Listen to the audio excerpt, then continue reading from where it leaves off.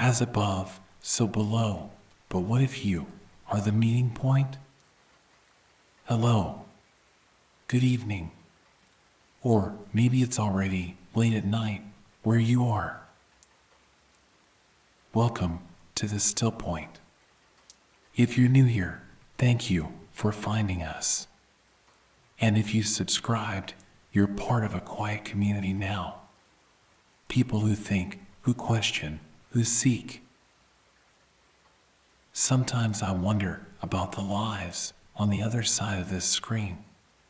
The cities, the small towns, the different corners of the world where you might be listening. The stories that brought you here. If you ever feel moved, the comments section is there. A quiet place to leave a thought, a moment, a trace of where you are. This is your refuge. For the next hour, the noise stops. The scrolling ends. You don't have to do anything. Just be here. You're safe. Let's begin. There is a tablet, a stone of emerald green, not the pale green of spring leaves or the bright green of new grass, but the deep, translucent green of the earth's hidden heart, the green of compressed time, of ancient forests turned to stone, of secrets held so long they have crystallized into mineral truth. This tablet exists in legend, in rumor, in the whispered traditions of those who seek what cannot be found through ordinary means. They say it was discovered in a cave, in the hands of Hermes Trismegistus himself, Hermes the thrice greatest, Hermes who walked between worlds, who spoke the language of gods and humans alike, who understood the correspondence between all things. The tablet lay in his petrified grasp, as if he had been holding it for centuries, for millennia, waiting for the one who would come, who would read, who would understand. But who was this Hermes? Was he the Egyptian Thoth, god of wisdom and writing, scribe of the gods who weighed souls and recorded destinies? Was he the Greek Hermes, messenger between realms, guide of souls to the underworld, patron of travelers and thieves and those who cross boundaries? Or was he something older? Something that predated both civilizations? A figure from the time before time? When wisdom was not divided into Egyptian or Greek or any other tradition, but was simply wisdom. Simply truth. Simply the way things are. The legends disagree on the details. Some say the tablet was found in the Great Pyramid.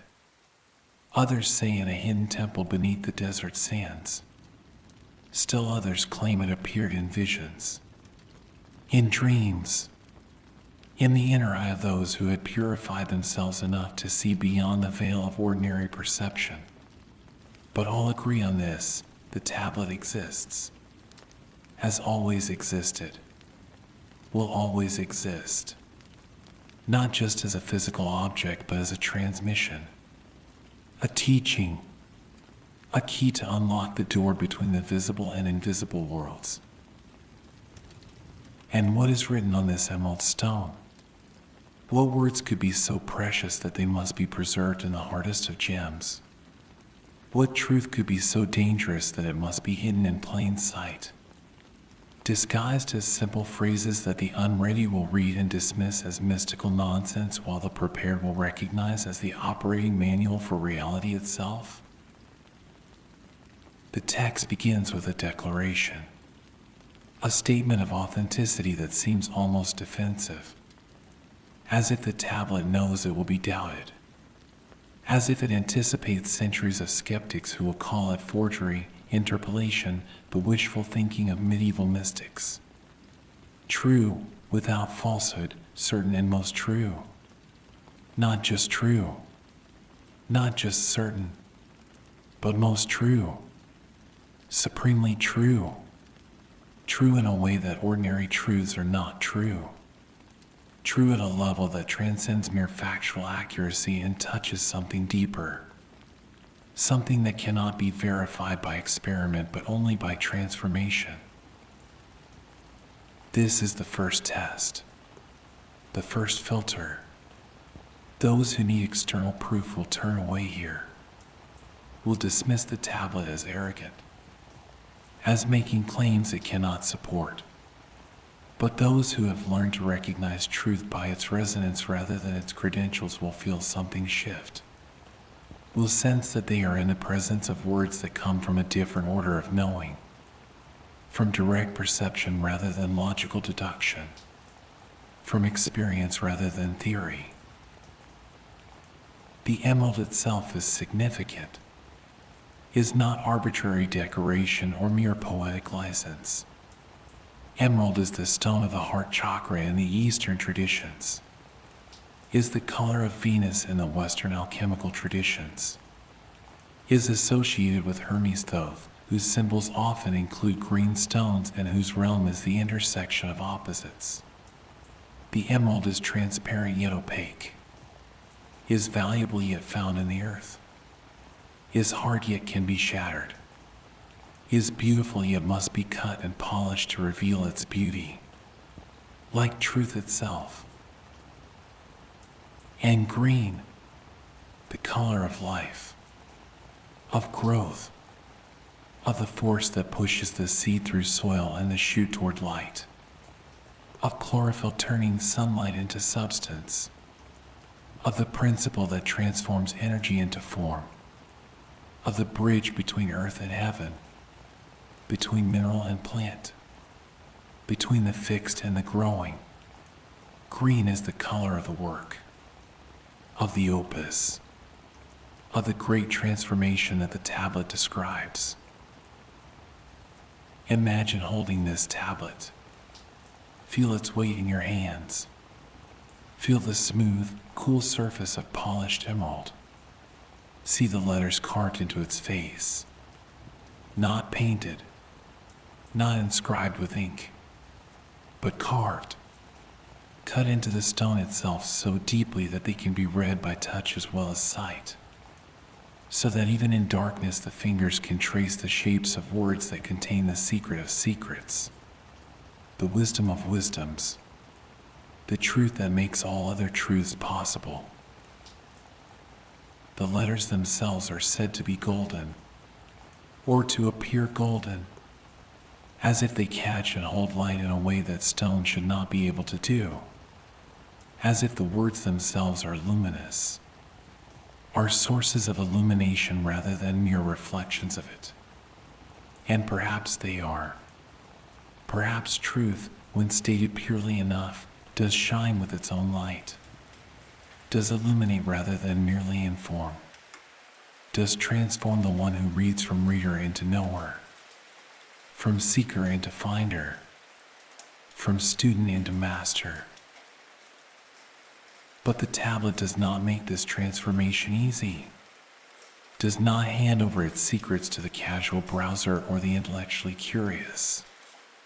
It speaks in riddles, in paradoxes, in statements that seem simple on the surface but grow more complex the more deeply they are contemplated.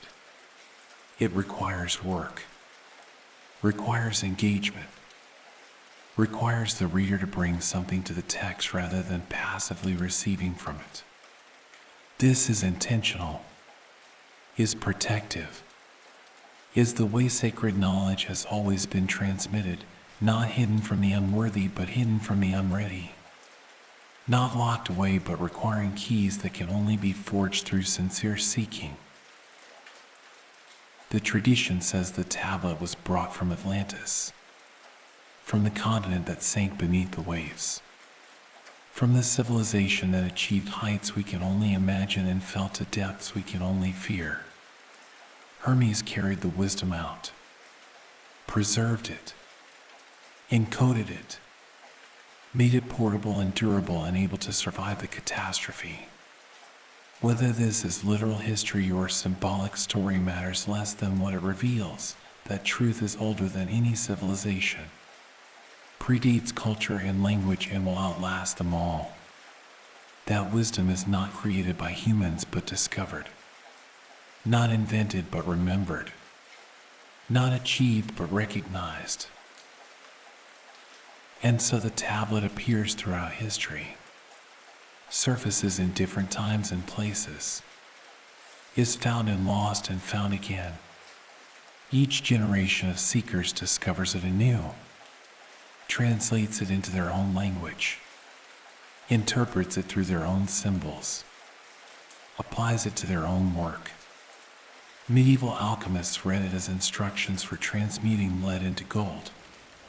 Renaissance magicians read it as formulas for commanding spiritual forces.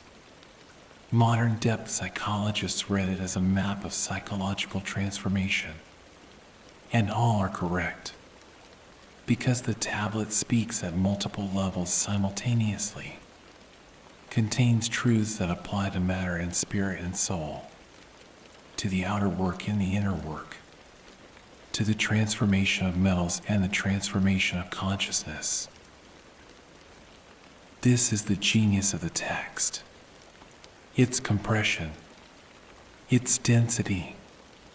Every phrase operates on multiple planes, can be read literally as instructions for chemical processes, can be read symbolically as descriptions of spiritual states, can be read cosmologically as principles governing the universe, can be read psychologically as patterns of consciousness. The tablet does not choose between these interpretations, contains them all, holds them in perfect balance, demonstrates through its own structure the principle it teaches, that all levels are connected, that what is true in one realm is true in all realms, that the universe is not divided into separate categories but is one seamless whole operating according to one law. You are holding the tablet now, not physically, but in your attention, in your contemplation, in the space of your awareness where the tablet has always existed even when you were not aware of it. The emerald green light fills your inner vision. The golden letters shine before your closed eyes, and you begin to understand that the tablet is not describing something out there, not giving you information about external processes or distant realities. It is describing you, your own nature, your own composition, your own potential for transformation. Because you are the lead that can become gold. You are the prima materia, the first matter, the raw material of the work. You are the substance that can be purified, refined, elevated, transmuted. You are the one who is both the laboratory and the experiment, both the alchemist and the alchemy, both the seeker of the stone and the stone itself once the seeking is complete. This is why the tablet appears, why it surfaces again and again throughout history, why it calls to certain souls in certain moments, not because they are special or chosen or superior, but because they are ready, have reached the point in their own transformation where they can receive what the tablet offers, where they can bear the weight of its wisdom, where they can undertake the work it describes without being crushed by its demands or seduced by its promises. The tablet is a map, but not the kind of map that shows you where to go. Rather, it is a map that shows you where you already are. That reveals the territory you have been standing on all along without recognizing it. That names the forces you have been experiencing without understanding them. That makes explicit the laws you have been following implicitly since birth, since before birth, since the moment the one thing decided to know itself through your particular form. And the map is written in code, in symbolic language, in the vocabulary of alchemy and astrology and sacred geometry, not to obscure the truth but to protect it. to ensure that only those who have learned the language will be able to read the message. Because the truth the tablet contains is dangerous, not in the sense that it will harm you, but in the sense that it will change you, will unmake and remake you, will dissolve everything you thought you were and precipitate something new, something that was always there in potential but has now become actual. This is the alchemical process. This is the great work. Not making gold in a laboratory, though that may happen as a side effect, as a demonstration, as proof of principle, but making gold of yourself, transforming the base metal of ordinary consciousness into the noble metal of awakened awareness, burning away the impurities, the false identifications, the limited self-concepts, the fears and desires that keep you bound to the wheel of becoming, and revealing the gold that was always there, the divine essence, the spark of the one thing that animates all things. The tablet appears at the threshold, at the beginning of the journey, at the moment when you are ready to cross from the life you have known into the life you are becoming. It appears as invitation, as warning, as promise, as test. Those who read it casually will find it interesting but ultimately meaningless. A curious artifact of medieval mysticism, a quaint bit of esoteric lore. But those who read it with their whole being, who allow its words to penetrate beyond the intellect into the heart, into the soul, into the core of their existence, they will find that the tablet is reading them, is revealing them to themselves, is showing them who they truly are beneath the layers of conditioning and habit and unconscious assumption. And once you have been read by the tablet, you cannot unread yourself, cannot return to the innocent ignorance of before. You have been marked, initiated, set on a path that will not allow you to turn back, not because the tablet forbids it, but because you have seen, have glimpsed the possibility, have felt the resonance of truth, and that glimpse, that resonance will haunt you, will call you, will not let you rest in comfortable unconsciousness ever again. This is the burden and the gift of the tablet. This is what it means for the emerald stone to appear in your life. Whether you encounter it in a book, in a dream, in a sudden flash of understanding while walking down the street, however it comes to you, it comes not by accident but by appointment, by a synchronicity so precise it seems miraculous, by a readiness you may not have known you had achieved. The tablet appears when the student is ready, and by appearing makes the student readier still. So here it is, the tabula smaragdina, the emerald tablet, the smaragdine table. By whatever name you call it, the reality it points to remains unchanged, remains true, remains certain and most true. The tablet rests in your hands now, not the physical object that may or may not exist in the way the legends describe, but the teaching, the transmission, the living wisdom that the tablet embodies and conveys. Feel its weight. Feel the coolness of emerald.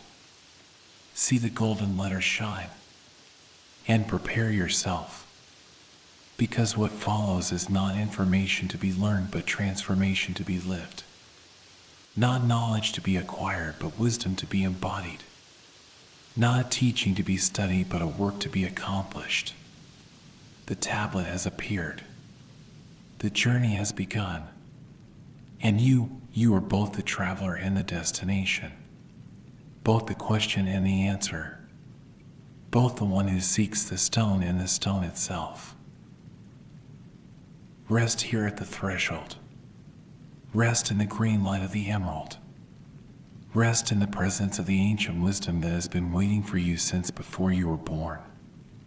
Waiting for this moment, this readiness, this willingness to see. The tablet has appeared, and in appearing, it reveals that you were never really lost. We're never really separate. We're always held in the hands of Hermes, always part of the one thing, always already home. The tablet glows softly in the darkness. The letters shine. The teaching waits. And you are ready. Ready to read. Ready to be read. Ready to begin the great work that is the reason you came here. The reason you exist. The reason the one thing divided itself into many so that it could know itself through your eyes. Through your transformation. Through your journey from lead to gold. The emerald tablet has appeared. Let its light guide you into sleep, into dream, into the deeper knowing that waits beyond words. The tablet is true, without falsehood, certain and most true, and so are you. That which is below is like that which is above, and that which is above is like that which is below, to accomplish the miracle of the one thing. This is the first great secret, the first principle, the key that unlocks all doors, the pattern that repeats at every scale, the law that governs atom and galaxy alike. Look up at the night sky. See the stars wheeling in their courses. See the planets wandering through the constellations. See the moon waxing and waning in her monthly cycle. See the sun rising and setting in its daily rhythm.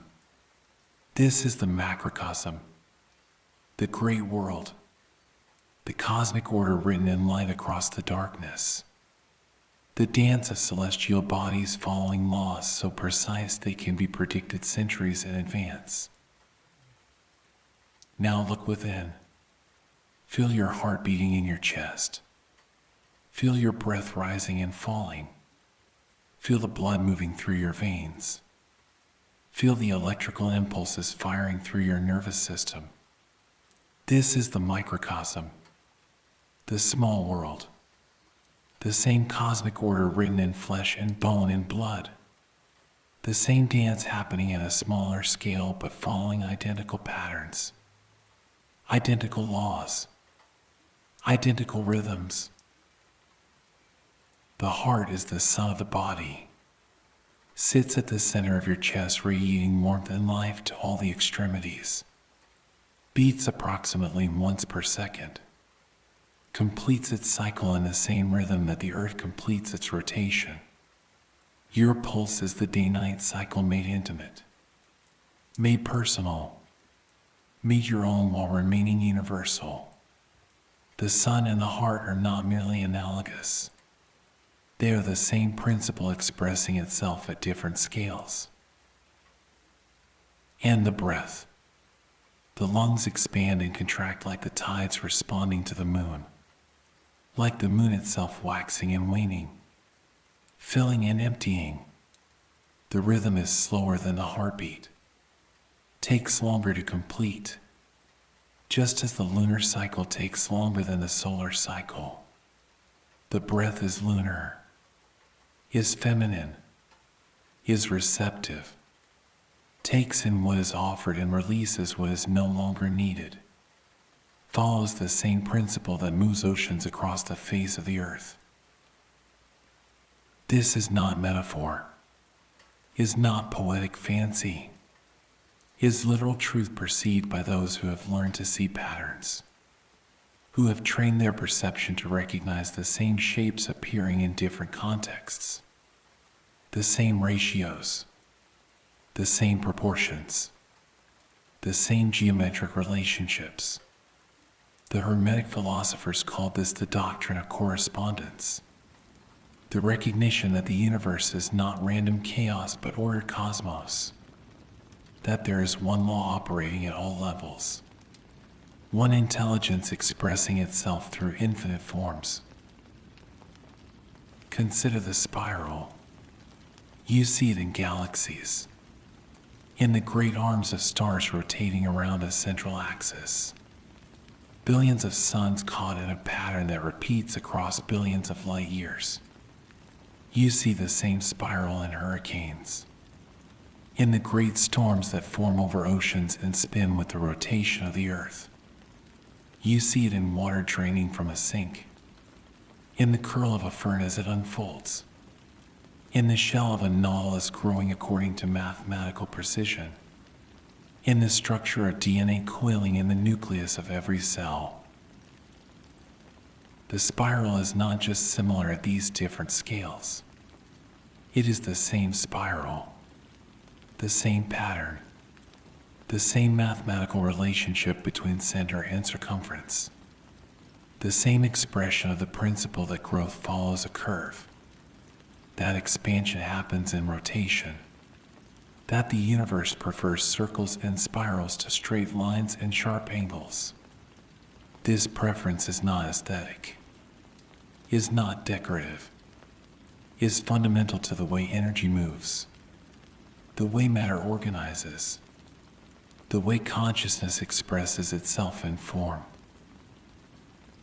And this is why the Hermetic axiom is so powerful, why it unlocks so much.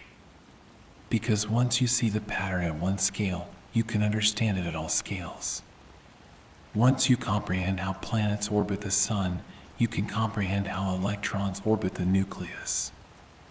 Once you understand the principles governing the growth of a tree, you can understand the principles governing the growth of a civilization. Once you perceive the laws of the macrocosm, you hold the keys to the microcosm. And vice versa. This is why ancient peoples studied the stars so carefully. Not because they believed the stars controlled human destiny in some mechanical, deterministic way, but because they recognized that the patterns visible in the heavens were the same patterns operating in human life, in human psychology, in the rise and fall of kingdoms and cultures. The movements of Mars were not causing wars, but the same principle that expresses itself as Mars in the heavens expresses itself as aggression in the human psyche, as conflict in human affairs, as the necessary destruction that clears ground for new creation. The planets are not gods, but they are expressions of archetypal principles, of fundamental patterns that consciousness takes when it manifests in form. Venus is not a goddess of love, but love itself follows the patterns that Venus traces across the sky, moves in cycles of attraction and withdrawal, of approach and retreat, of desire and satisfaction and renewed desire. To understand Venus is to understand love, not because one causes the other, but because both are expressions of the same underlying reality. This is the miracle of the one thing, that there is only one thing, one energy, one consciousness, one intelligence, one life force, expressing itself through infinite variations, through countless forms, through every scale from the subatomic to the cosmic, but remaining always itself, always one, always the same essential nature wearing different masks, playing different roles, exploring different possibilities. And you are not separate from this one thing, are not an observer looking at it from outside. You are it, are the one thing knowing itself through your particular configuration, through your unique combination of elements, through your specific pattern of consciousness. When you look up at the stars, you are the universe looking at itself. When you feel your heartbeat, You are the cosmos experiencing its own rhythm at human scale. When you breathe, you are the one life breathing itself through this particular form. This recognition changes everything. Because if above and below are reflections of each other, then you are not powerless, are not a victim of cosmic forces beyond your control. The same laws that govern the planets govern your own being. And just as the planets follow their orbits with perfect precision, you can align yourself with the cosmic order, can harmonize your own rhythms with the greater rhythms, can become conscious participant rather than unconscious subject. The alchemists understood this, knew that to transform lead into gold in the laboratory, you must first accomplish the same transformation within yourself. Must transmute the base metal of ordinary consciousness into the noble metal of awakened awareness. The outer work and the inner work are not separate, are reflections of each other. Progress in one domain brings progress in the other, because they are not actually two domains but one domain perceived from different angles. This is why the alchemical texts are so cryptic, so filled with strange symbols and coded language, not primarily to hide the knowledge from the uninitiated, but because the knowledge cannot be conveyed in straightforward prose, cannot be reduced to a recipe or a formula. The texts describe processes happening simultaneously in the laboratory and in the psyche, in matter and in spirit, in the retort and in the soul. To understand them, you must hold both levels in mind at once, must see the correspondence, must recognize that the sulfur and mercury of alchemy are both chemical substances and psychological principles. Sulfur is the fiery principle, the active, the masculine, the force that moves and changes and transforms. In the laboratory, it is the element that burns. In the psyche, it is will, is desire, is the driving force of transformation. Mercury is the fluid principle, the receptive, the feminine, the medium through which change happens. In the laboratory, it is the element that flows and reflects and mediates. In the psyche, it is imagination, is emotion, is the capacity to hold and contain the energies of transformation.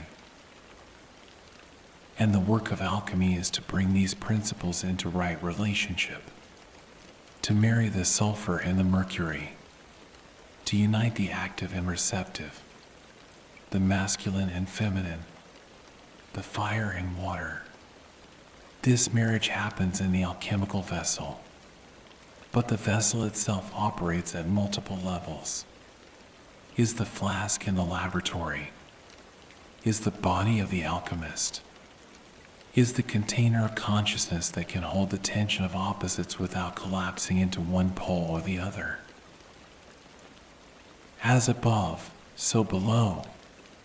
The planets in the sky marry in conjunctions and oppositions, form aspects and angles that create harmonies and tensions. And the same marriages happen in the psyche, the same conjunctions and oppositions, the same harmonies and tensions. To understand your own inner process, study the sky. To predict the movements of the planets, study your own consciousness. They are mirrors, are reflections, are the same process happening at different scales. And this mirroring goes deeper still.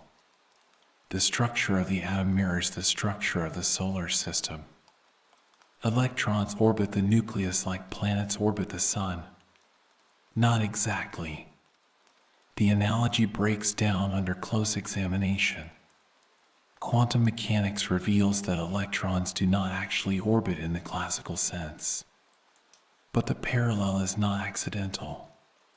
Both systems are expressions of the same fundamental pattern, the same relationship between center and periphery. between source and manifestation, between the one and the many. The cell mirrors the organism, contains within itself all the information needed to generate the whole. Every cell in your body carries the complete genetic code, could theoretically be used to clone the entire organism. The part contains the whole. The microcosm recapitulates the macrocosm. This is not just biological fact. Is Hermetic principle. Is the way the universe organizes information, distributes itself, makes itself knowable through the study of any of its parts. A hologram works this way. Each fragment contains the whole image. Break a holographic plate into pieces and each piece can still reproduce the entire picture. The quality may degrade. The resolution may decrease. But the wholeness remains.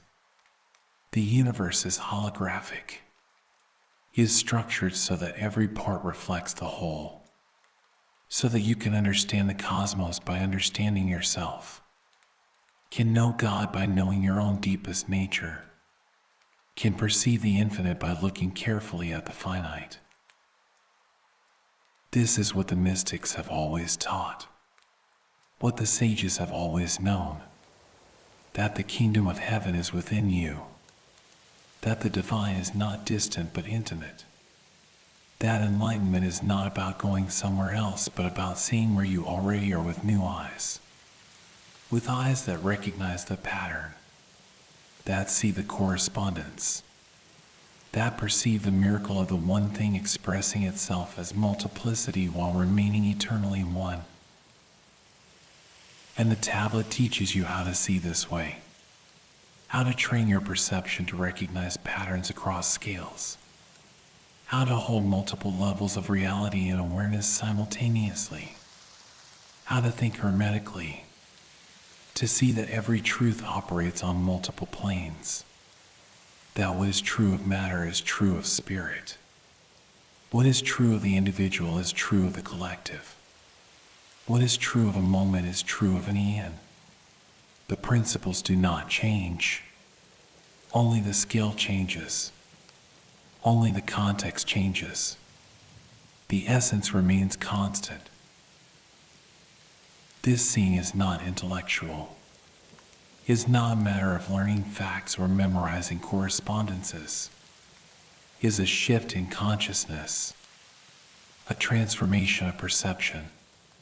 Awakening to what has always been present but invisible to eyes that see only surfaces, to eyes that perceive things as separate, to consciousness that divides reality into isolated categories and misses the connections, the relationships, the seamless whole. As you rest here now, feel the correspondence in your own body. Feel your heartbeat and know it as the sun. Feel your breath and know it as the moon. Feel the blood moving through your veins and know it as rivers flowing to the sea. Feel the electricity in your nerves and know it as lightning. You are not metaphorically these things. You are literally these things. Are the macrocosm condensed into microcosmic form? Are the universe in miniature? Are the cosmos becoming conscious of itself through human awareness? And as you sleep, these correspondences continue. Your consciousness withdraws from the outer world like the sun setting, moves into the inner world of dreams like descending into the underworld. The same journey that the sun makes every night. The same death and rebirth. The same cycle of manifestation and withdrawal. Your sleep is not separate from cosmic process. Is cosmic process? Is the universe resting, renewing, preparing for the next day's creation? The dream world follows the same laws as the waking world, has its own logic, its own physics, its own geography, but the principles are the same. Cause and effect operate differently, but they still operate. Symbols replace objects, but the symbolic realm has its own consistency, its own rules. Dreams are the night sky of consciousness, the stars and planets of the inner world, and they can be studied, can be understood, can reveal patterns that apply equally to waking life. As above, so below. As without, so within. As in heaven, so on earth. As in the stars, so in the soul. The axiom repeats because the truth repeats. At every scale, in every context, through every variation. One law, one pattern, one intelligence expressing itself through infinite creativity while remaining always itself. Always one. Always the miracle of the one thing. Rest in this knowing. Rest in this correspondence. Rest in the recognition that you are not separate from the cosmos, but are the cosmos in human form. The universe is not out there, distant and foreign. It is right here. In your breath, in your heartbeat, in the consciousness that is aware of these words. You are the tablet reading itself, the MO recognizing its own green light, the gold letters spelling themselves into existence.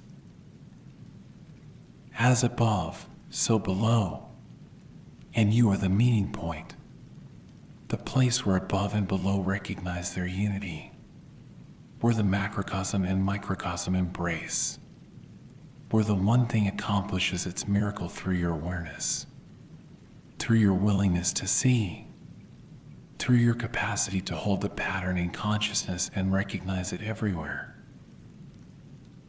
Sleep now with this knowledge.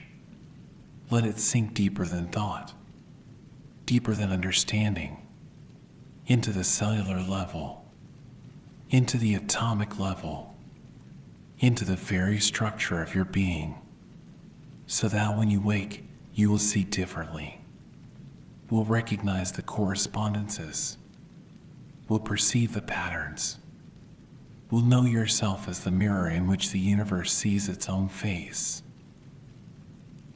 The stars will above, the heart beats below, and they are one rhythm, one dance, one song of the cosmos celebrating its own existence through infinite variations on the theme of being.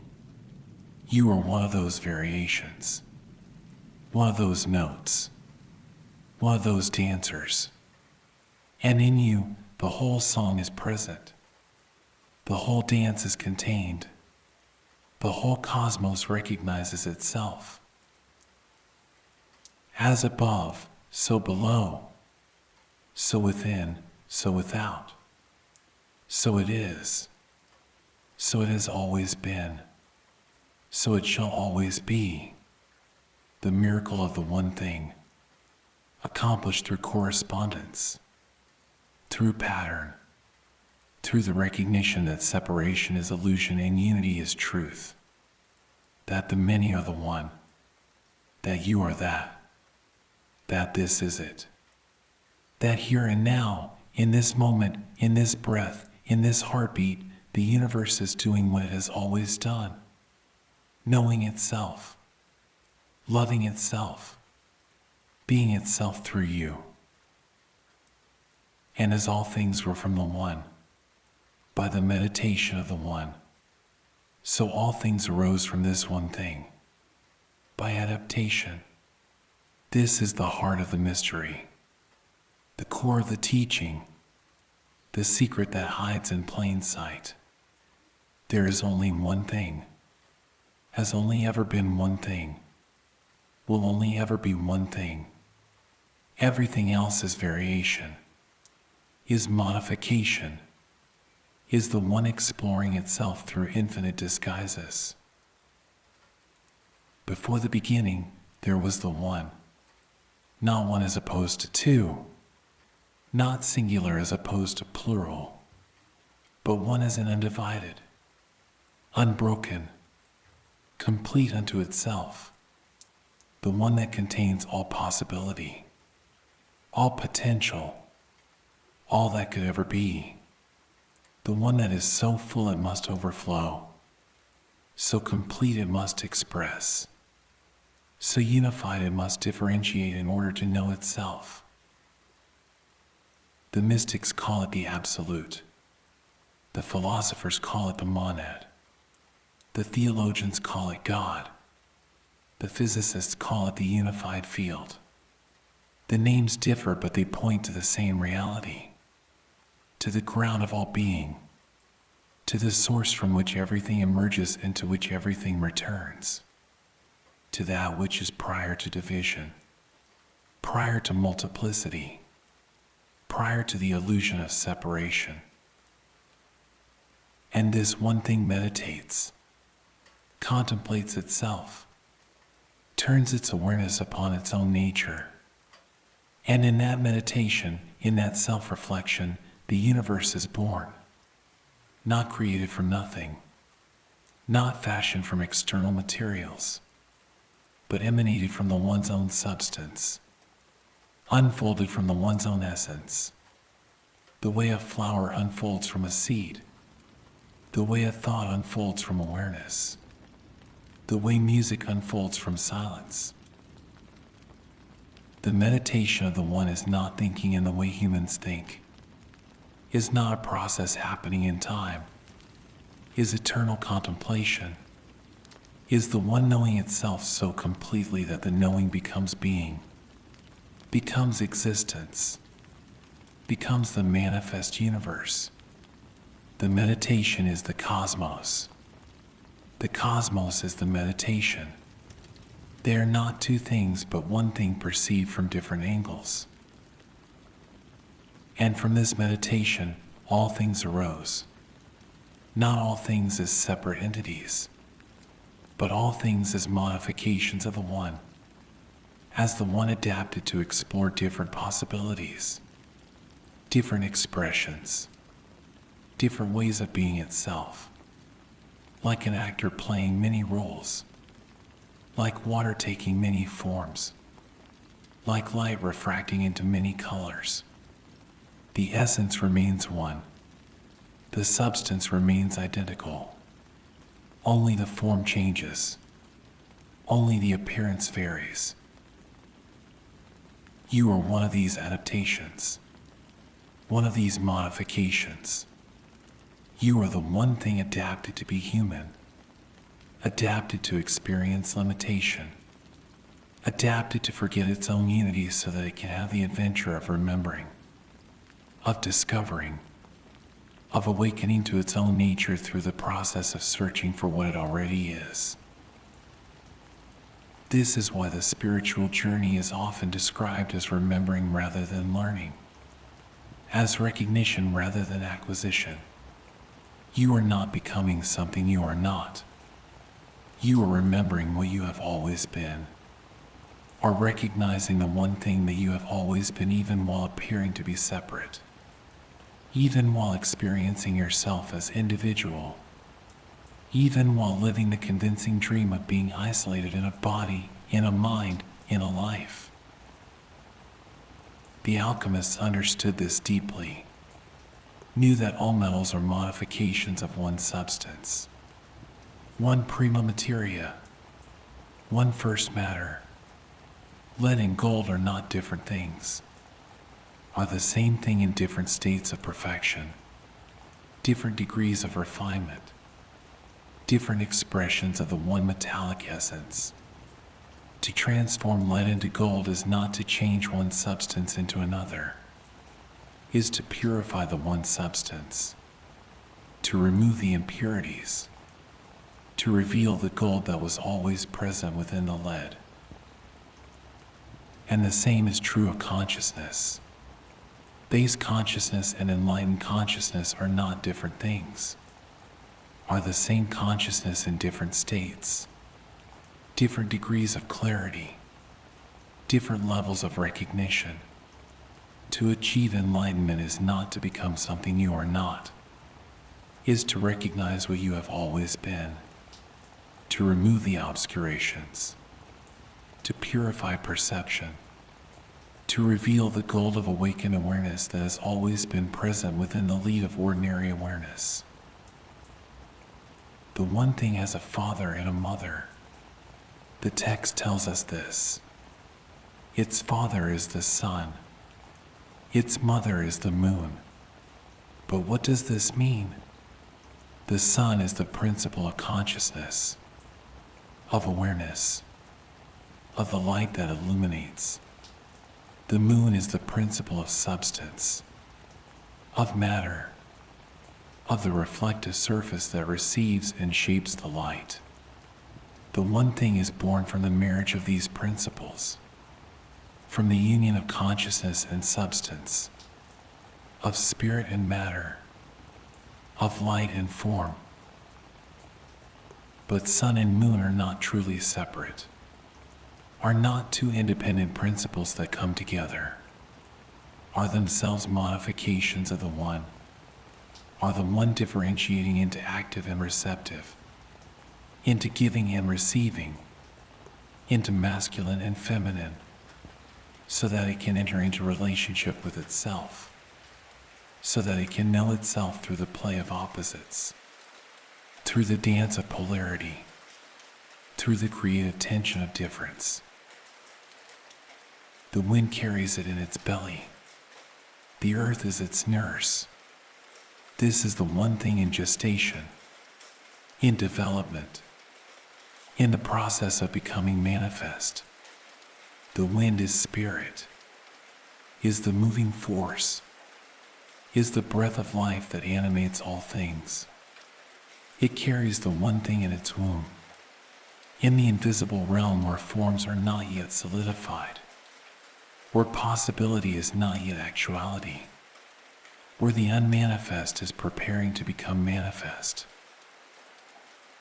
And the earth nurses it, feeds it, gives it substance, gives it body, gives it the material form through which the invisible can become visible, through which the spiritual can become physical, through which the one can experience itself as many. The earth is the great mother, the prima materia, the receptive substance that receives the seed of spirit and grows it into manifestation. This process is happening always, is not something that occurred once in the distant past, is the eternal now. The one is always meditating itself into existence, is always adapting into new forms, is always being carried in the wind and nursed by the earth. Creation is not a past event but a present activity, not something that happened but something that is happening, not a finished product but an ongoing process. And you are part of this process, are not a finished product either, are not a static entity, are a verb not a noun, are an activity of the one, are the one thing ing itself into human form, into human experience, into human consciousness. You are creation happening, are the universe becoming, are the one exploring what it is like to be you. This understanding changes everything, because if you are the one thing adapted, then you are not truly limited. The limitations are part of the adaptation, part of the game, part of the exploration. Like an actor who puts on costume and makeup, the actor is not really the character, but must become the character convincingly in order for the play to work.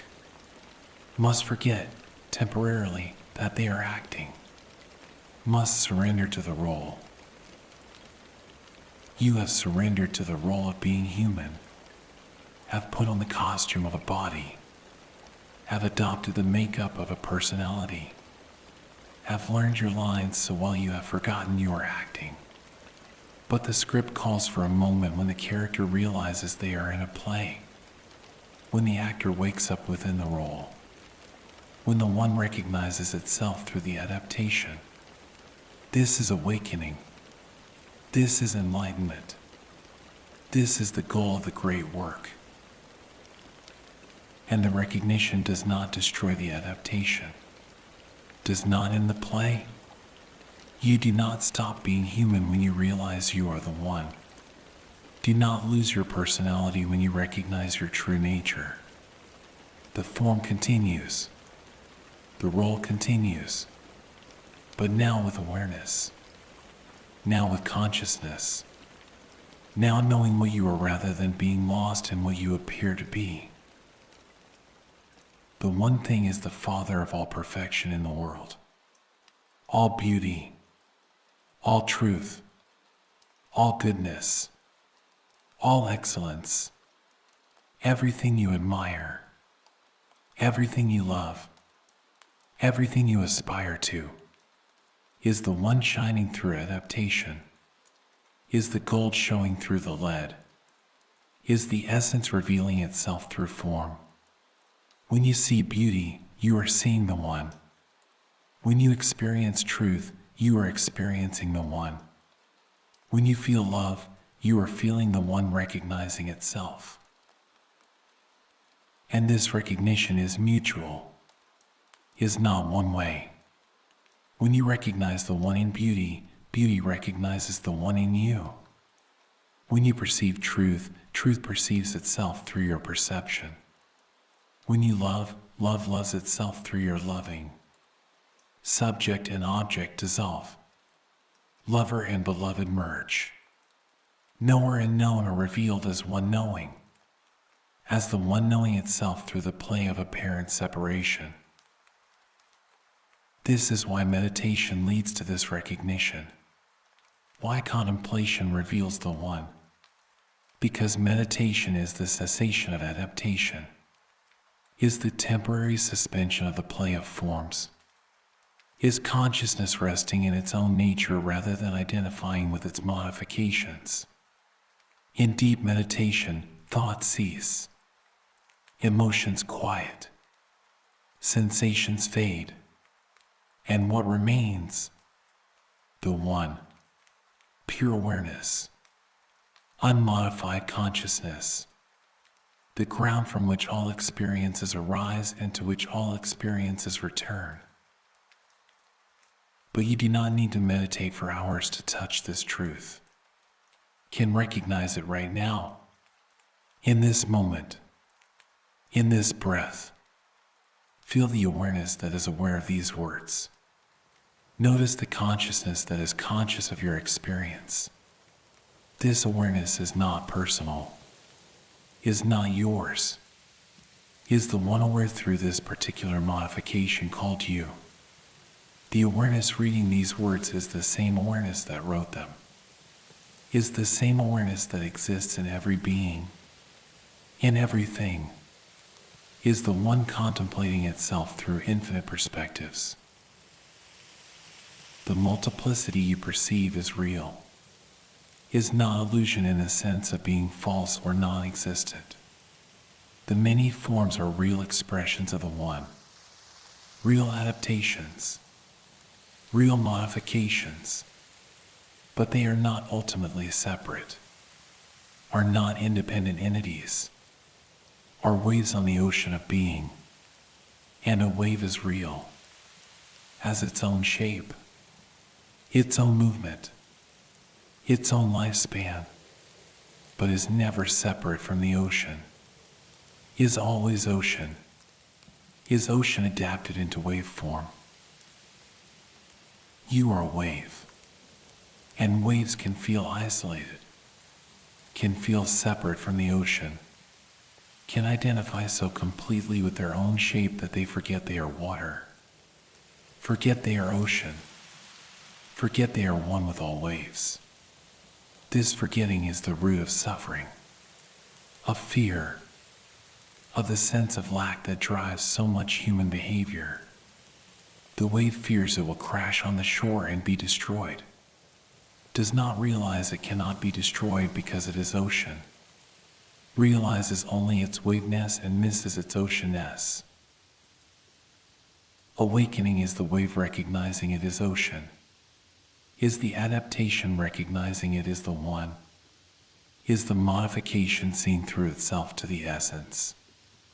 And this recognition does not require the wave to stop being a wave, does not demand the destruction of form, requires only the shift of identification, the expansion of awareness to include both the particular and the universal, both the wave and the ocean, both the human and the divine, both the many and the one.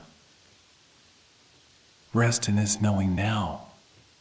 Rest in the recognition that you are the one thing, not metaphorically, not symbolically, but actually, literally, truly. The same consciousness that moves the stars beats your heart. The same intelligence that designs galaxies dreams your dreams. The same love that holds the universe together feels through your feelings. You are not a separate piece of the one, are not a fragment broken off, are the one itself in human disguise, in human adaptation, in human form. And all things are this. The tree outside your window is the one adapted to be tree. The cat sleeping on the chair is the one adapted to be cat. The planet beneath your feet is the one adapted to be earth. The stars above are the one adapted to be light. Everything you see is the one seeing itself. Everything you hear is the one hearing itself. Everything you experience is the one experiencing itself through your particular configuration of consciousness. This is the meditation that created everything, is creating everything, will create everything. The one eternally contemplating itself, eternally adapting itself, eternally expressing itself through infinite creativity, through endless variation, through boundless imagination. And you are one of those expressions, one of those adaptations, one of those creations. The universe is not something you live in, is something you are. Is you, is the one being you, doing you, experiencing you. Let this sink deeper than understanding, deeper than belief, into the cellular level, into the atomic level, into the level where words dissolve and only recognition remains. You are the one thing, have always been the one thing, will always be the one thing. Separation is the adaptation. Unity is the truth. Multiplicity is the game. Oneness is the reality. And both are real. Both are true. Both are necessary for the one to know itself completely. Sleep now is the one thing. Dream is the one thing. Breathe is the one thing. Exist as what you have always been, as what you could never not be, as the eternal, infinite, undivided reality that plays at being divided so that it can have the joy of reunion, so that it can experience the ecstasy of recognizing itself, so that it can know the bliss of coming home to what it never left. The one thing rests in itself, as itself, through you, through all things, through the endless meditation that is existence, the eternal adaptation that is creation, the infinite love that is being itself. One, always one, forever one, the miracle accomplished, the mystery revealed, the secret spoken. You are that. All is that. Only that exists. Adapting, meditating, being one. Separate the earth from the fire, the subtle from the gross, gently, with great ingenuity. This is the work. This is the operation. This is the path from lead to gold. Not through force, not through violence, but through careful discernment, through patient refinement, through the art of knowing what to keep and what to release, what to purify and what to let go.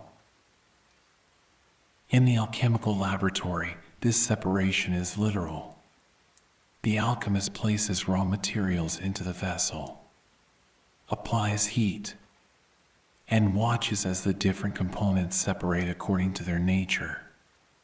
The heavy sinks, the light rises, the solid remains, the volatile evaporates.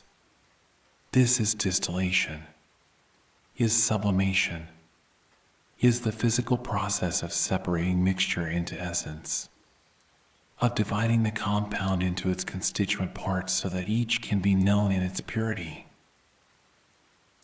But the laboratory is not separate from the soul. The retort is also the heart. The furnace is also the trials of life. The raw materials are also your own mixed nature, your confusion, your contradictions, the way you contain within yourself both gold and dross, both the noble and the base, both the eternal and the temporal. And the work is to separate these, to distinguish between what is essential and what is accumulated, between what is truly you and what you have merely collected. The fire that enables this separation is consciousness, is awareness, is the heat of attention that, when applied steadily to your own nature, begins to reveal what is what is earth and what is fire, what is subtle and what is gross, what is the eternal essence and what is the temporary coating. The fire does not destroy, does not annihilate. It reveals, it clarifies, it shows each thing in its true nature by burning away the obscurations. And this burning is not comfortable. The alchemical texts warn of this. Speak of the nigredo, the blackening, the phase of decomposition where everything seems to be going wrong, where the mixture turns dark and putrid, where it seems like destruction rather than transformation. This is the dark night of the soul, is the crisis that precedes breakthrough, is the necessary dissolution of false structures before true essence can be revealed. You must be willing to let things fall apart, to let beliefs dissolve, to let identities decompose, to let the structures you have built to protect yourself be exposed as inadequate, as insufficient, as ultimately obstacles to the very thing they were meant to preserve. This takes courage, takes trust, takes faith that something essential will remain when the inessential has been burned away, that there is gold beneath the lead, that there is truth beneath the conditioning. The separation happens in stages, cannot be rushed, cannot be forced. The alchemists knew this, described 7 operations, 7 stages, 7 transformations, each one necessary, each one building on what came before, each one preparing the ground for what comes next. There are no shortcuts, no way to skip steps, no method to achieve in a day what requires a lifetime, or many lifetimes, or an eternity of patient work. First comes calcination, the burning of the raw material until it becomes ash, until it is reduced to its most basic form. This is the ego being reduced, the false self being burned away, the proud structures of personality being humbled, being shown their emptiness, being revealed as temporary constructions rather than eternal truths. Calcination is humiliation, is the necessary destruction of pride, is the recognition that what you thought you were is not what you are.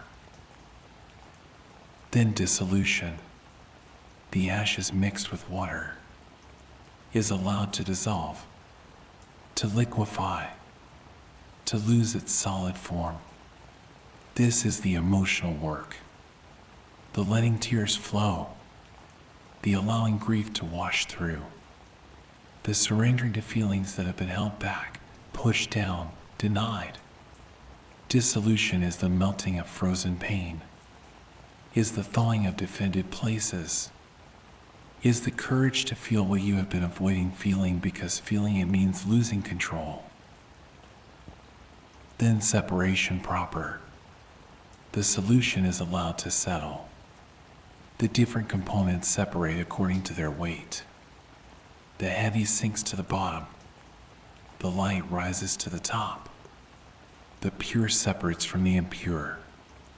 This is discernment, is the development of discrimination, is learning to tell the difference between what serves and what does not, between what is true and what is false, between what is yours and what belongs to others, between essence and accident. And now, after separation, comes conjunction. The purified components are brought back together, but not in their original mixture, not in the confused, undifferentiated state, but consciously, deliberately, in right relationship, the masculine and feminine, the sulfur and mercury, the sun and moon, the opposites that were separated so they could be known in their purity are now reunited so they can fertilize each other, so they can create something new, something that could not exist in the original mixture.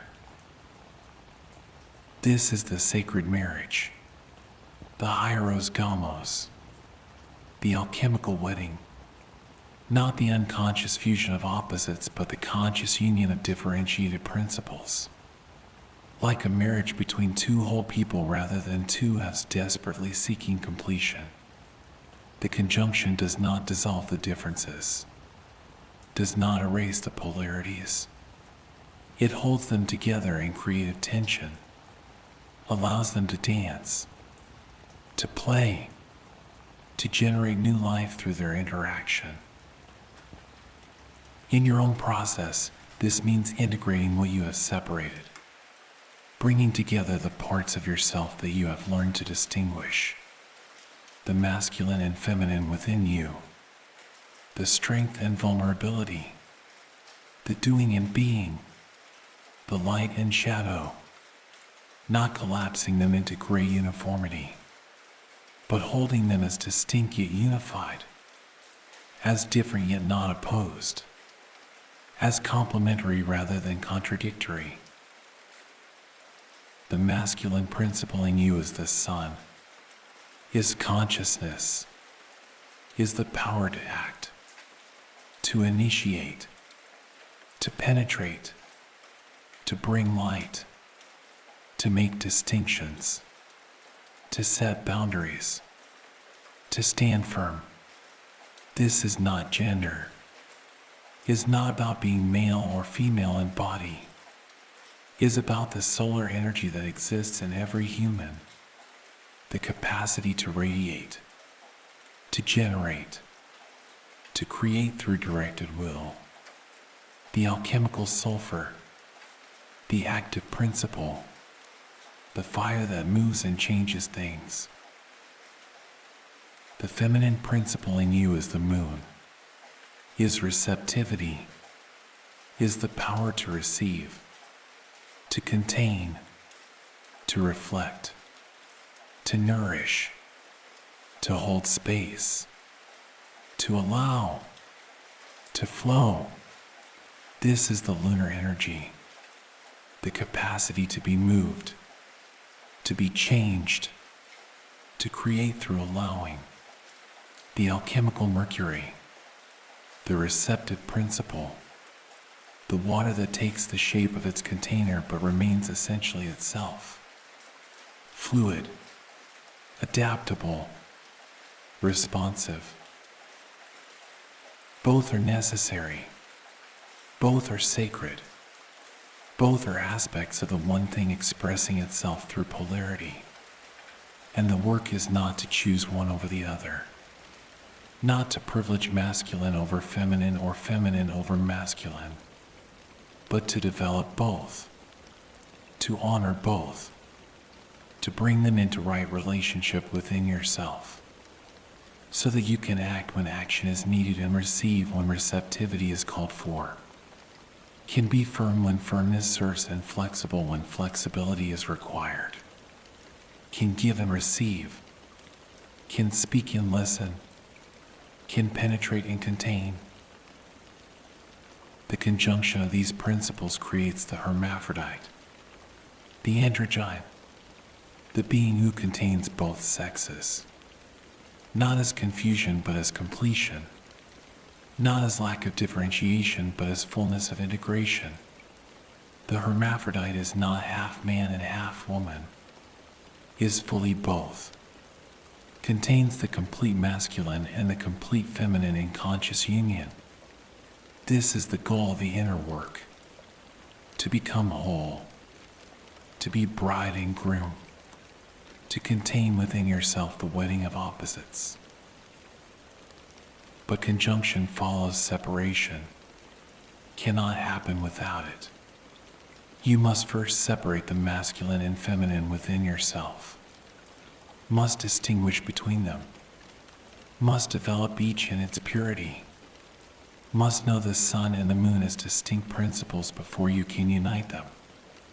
This is why the work takes time, why it cannot be rushed, why premature integration is actually regression to the original undifferentiated state rather than progression to conscious wholeness. The text says, it ascends from earth to heaven and descends again to earth. This is the circulation, the movement between above and below, between spirit and matter, between the subtle and the gross. The separated essence must ascend, must be refined, must rise to the heavenly realm where it is purified of all earthly taint. But it cannot remain there, must descend again, must return to earth, must bring the heavenly refinement back into manifestation.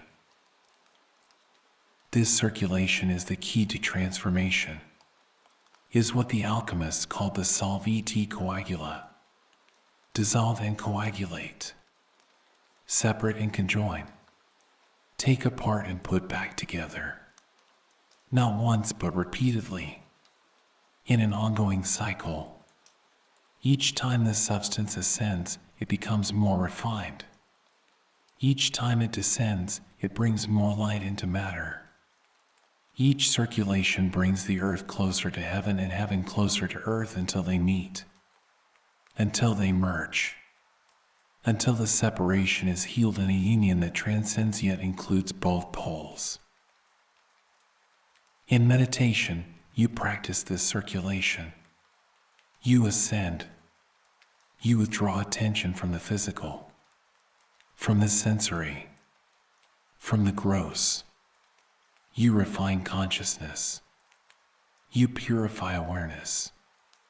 You rise to subtle states, to states of peace and clarity and luminosity. This is the ascent to heaven. This is the separation of the subtle from the gross. This is spirit liberating itself from matter temporarily to know itself in its purity. But then you must ascend, must return, must bring the clarity back into the body, the peace back into daily life, the luminosity back into ordinary consciousness. This descent is as important as the ascent, maybe more important, because it is easy to escape into transcendence, to remain in the subtle realms where everything is bliss and light. Harder to bring that bliss and light down into the challenges of embodied existence.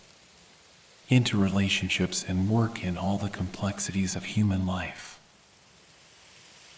The true adept is not the one who can ascend, but the one who can circulate, can go up and come down, can separate and conjoin, can be in heaven and on earth, can hold the tension of opposites without collapsing into either pole.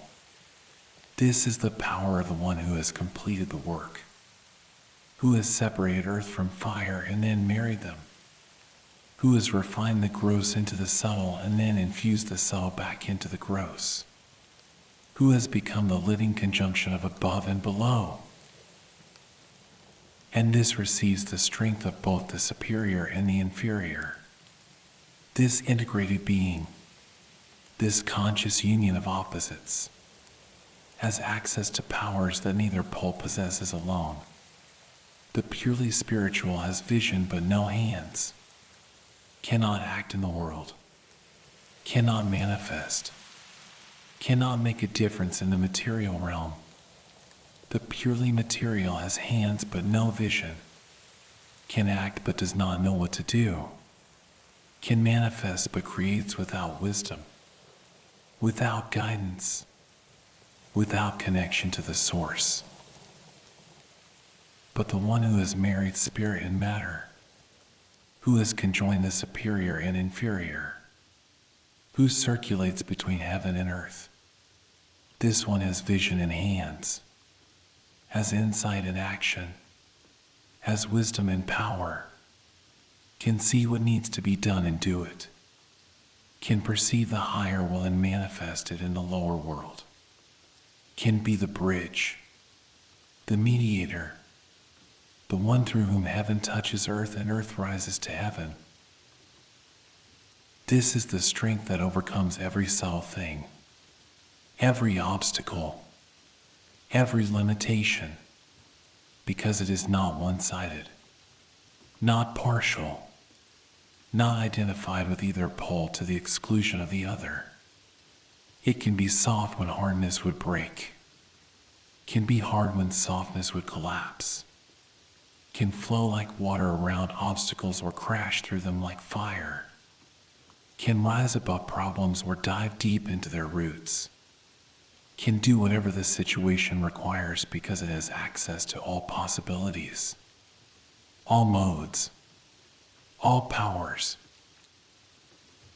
and it penetrates every solid thing, the integrated consciousness, the conjoined opposites, can enter where separated consciousness cannot go, can penetrate barriers, can dissolve defenses, can reach the heart of the matter, because it speaks both languages, knows both realms, can be all things to all situations, like water that can seep through the smallest crack, like fire that can melt the hardest metal, like spirit that can penetrate matter, like love that can enter the most offended heart.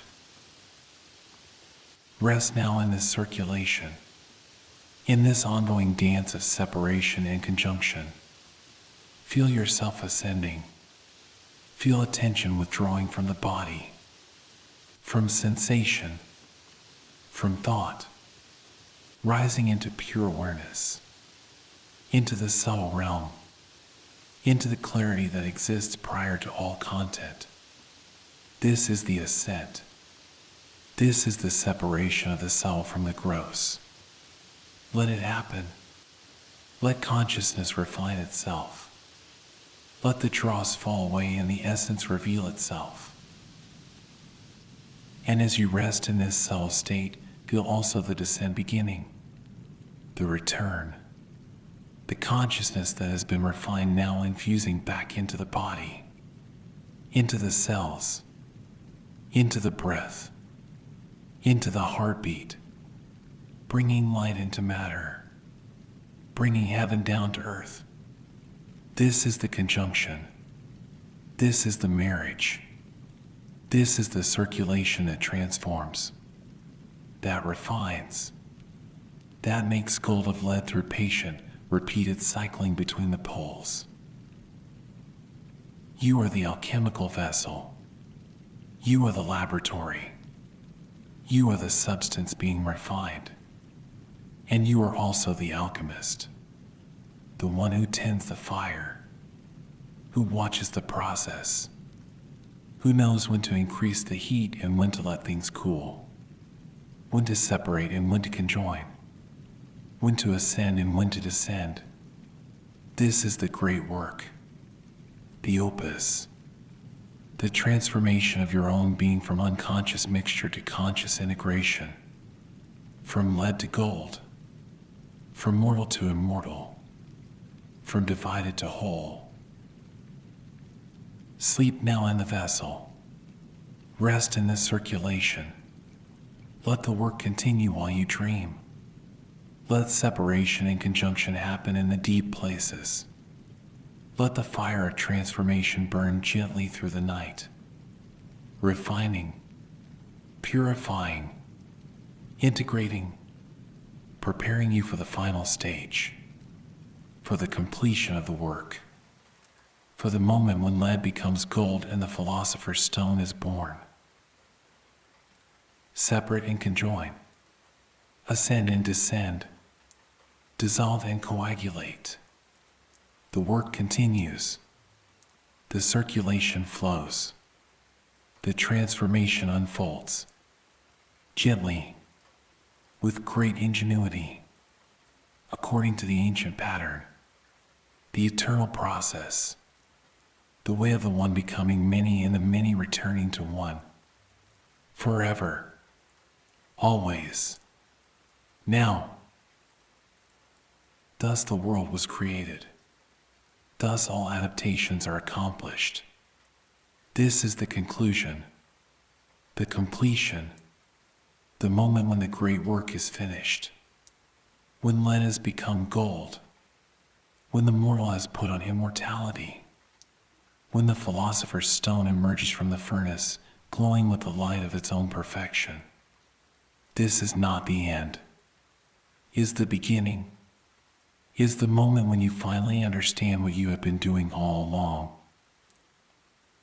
The stone is small, fits in the palm of your hand, weighs almost nothing, yet contains within itself the power to transform everything it touches, to heal all disease, to transmute all base metals, to grant the elixir of life, to reveal the secret of secrets, not through external force, not through manipulation or coercion, but through presence, through being what it is so completely that everything around it remembers what it truly is. The stone is red, the deepest red, the red of sunset, of blood, of rubies buried in the earth for millennia, of the heart of the rose, of fire refined until it becomes solid. This is the rubby dough, the final stage, the reddening that comes after the blackening and the whitening and the yellowing, the color of completion, of ripeness, of fruit that has been touched by sun and time until it contains the sweetness of the whole summer, of the whole year, of the whole cycle of growth and decay and rebirth. And yet the stone is also clear, is transparent, can be looked through as easily as looked at, because it has nothing to hide, no darkness remaining, no impurity, no density that would block the light. The stone is matter that has become spirit without ceasing to be matter, is earth that has married heaven without leaving earth, is the solution to the ancient puzzle of how the finite can contain the infinite, how the temporal can express the eternal, how form can embody the formless. You have been making this stone all your life, through every experience, every joy and every suffering, every moment of clarity and every moment of confusion, every time you have been broken and reassembled, every time you have died to who you were and been born into who you are becoming. The stone is not separate from the process. Is the process. Is what remains when everything that can be burned away has been burned away. When everything that can be dissolved has been dissolved. When everything false has been separated from everything true. The alchemists hid this truth in their coded language, spoke of sulfur and mercury and salt, of lions and dragons and kings and queens, of vessels and furnaces and precise temperatures. And all of it was true. All of it described real processes that could be performed in the laboratory. Real substances that could be combined and separated and refined. But the outer work was always a mirror for the inner work. The transformation of metals was always pointing to the transformation of consciousness. The making of gold was always about the revealing of your own golden nature. And now the work is complete, not because you have achieved some impossible perfection, not because you have eliminated all flaws and become a saint or a sage, but because you have accepted what is, have integrated what was separated, have brought together in conscious unity what had been unconsciously divided. The stone is not the result of becoming better, is the result of becoming whole, of including rather than excluding, of embracing rather than rejecting, of saying yes to all of it, the light and the shadow, the strength and the weakness, the divine and the human. This wholeness is the medicine, is the universal solvent that can dissolve any problem, any conflict, any disease, not by attacking it, not by fighting against it, but by being so completely integrated that the presence itself creates space for healing, for resolution, for transformation, like bringing light into a dark room. The light does not fight the darkness, does not argue with it or try to convince it to leave. The light simply is. And in its presence, darkness reveals itself to be nothing but the absence of light, reveals itself to have no substance, no independent existence, no power except what was given to it by believing it was real. The stone grants immortality, but not in the way the literal-minded imagine, not as endless continuation of the individual personality, not as the ego living forever in time, but as the recognition of what you are beyond the personal, beyond the temporal, beyond birth and death. The stone reveals that you are not your thoughts, not your emotions, not your body, not your history, not your identity. You are the awareness in which all of these appear, the consciousness that witnesses them all, the eternal presence that was here before you were born and will be here after you die, because it is not personal, is not yours, is the one consciousness, the one awareness, the one life appearing as you. This is the elixir of life, not a potion to be drunk, but a realization to be lived. The recognition that life is not something you have, but something you are. That you are not in life, but life is in you. Is you. Is expressing itself through this particular form for this particular time. And when the form dissolves, as all forms must, life does not end.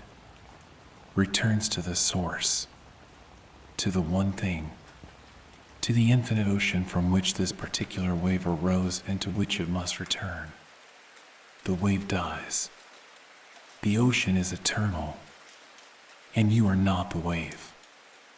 Are the ocean, have always been the ocean, could never be anything but ocean. And the stone has a secret, a final secret, the greatest secret. the one that cannot be spoken but only discovered. The secret is that there is no stone, has never been a stone. The stone is you, is what you are when you stop seeking, when you stop trying to become, when you rest in what you have always been. The philosopher's stone is the philosopher. The seeker is the sought. The journey is the destination. And you have been here all along, have been home all along, have been the treasure you are seeking in every step of the search. This is why the texts say the stone is both the beginning and the end, is the prima materia and the final product, is what you start with and what you finish with. But between the beginning and the end is the work, is the process, is the journey that transforms you from someone who is the stone without knowing it to someone who knows they are the stone. From unconscious gold to conscious gold. From sleeping divinity to awakened divinity. From potential to actual. From seed to flower. From promise to fulfillment. And now you hold the stone. Feel its weight in your hand. Feel its warmth. Feel the way it pulses with its own life, its own light. See how it illuminates everything around it, how it makes the ordinary extraordinary, how it reveals the sacred in the mundane, how it shows that every moment is the only moment, that every place is the only place, that every person is the one appearing as many, that everything is the philosopher's stone once you have eyes to see it, once you have become the stone yourself. The tablet says, herein lies the strength of all strength. In the stone, in the completion of the work, in the integration of opposites, in the marriage of heaven and earth, in the recognition of unity underlying all apparent diversity. This strength is not the power to dominate, to control, to force, is the power of presence, of wholeness, of integrity, of being so completely what you are that you need nothing from anyone, need nothing from anywhere, are complete unto yourself yet connected to everything, are whole in yourself yet part of the greater whole. This strength overcomes every subtle thing, every obstacle that seems insurmountable, every problem that appears unsolvable, not through direct confrontation, not through force of will, but through the power of integration, through the capacity to hold all perspectives, to see from all angles, to include all voices. The stone can enter any situation because it is not identified with any position, can dissolve any conflict because it contains all polarities in harmony, can heal any division because it has healed the primary division between self and other, between inner and outer, between human and divine. And it penetrates every solid thing, the integrated consciousness, the completed work. The philosopher's stone moves through barriers as if they were not there, enters hearts that have been defended for lifetimes, reaches souls that have been locked away, not through aggression, not through invasion, but through resonance, through recognition, through the way wholeness calls to wholeness. The way truth recognizes itself across all apparent separation. The way the one knows itself in every form, even when the form has forgotten what it is. In this way was the world created, through the power of integration, through the strength of wholeness, through the capacity of the one to know itself through infinite expressions while remaining eternally one. Creation is not past, is not something that happened once long ago, is happening now, is happening always, is the eternal process of the one adapting itself, modifying itself, expressing itself through endless creativity, through boundless imagination, through infinite love of its own possibilities. And you are part of this creation, are not separate from it, are one of the ways the universe is creating itself in this moment, one of the forms the one is taking, one of the stones the infinite is crafting. You are the great work in progress. Are the opus being refined?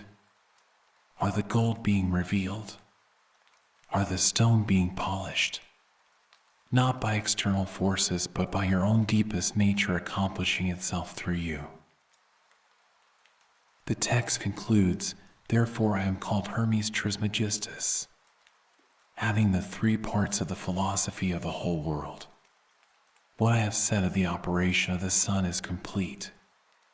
Hermes the thrice greatest, greatest as magician, greatest as priest, greatest as king, greatest in working with matter, greatest in working with spirit, greatest in working with soul.